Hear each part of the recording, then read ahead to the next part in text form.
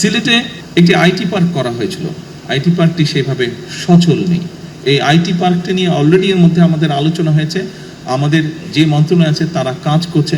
আমি quite confident I যে ইনশাল্লাহ দ্রুততম সময়ে আমরা এটা চালু করতে সক্ষম হব আইটি পার্কটি, যাতে করে আমাদের তরুণ সমাজের অনেক সদস্য আছে যারা ফ্রিল্যান্সিংয়ের কাজ করে, আইটির বিভিন্ন কাজ করে, ডাটা প্রসেসিং কাজ করে, তাদেরকে আমরা ওখানে সুযোগ তৈরি করে দেওয়ার চেষ্টা করব, যাতে করে সেই মানুষগুলো যারা কাজ করছে তারাও ওখানে কাজ করার সুযোগ পায়, যাতে তাদের ইনকাম বৃদ্ধি করার সুযোগ পায়। যারা কাজ করতে চাচ্ছে কিন্তু কাজ করতে পারছে না, এরকম যারা আছে তাদেরকে আমরা ওখানে সুযোগ করে দেব। আমরা আইটি সেক্টরে এই কাজটি এখানে করতে চাচ্ছি।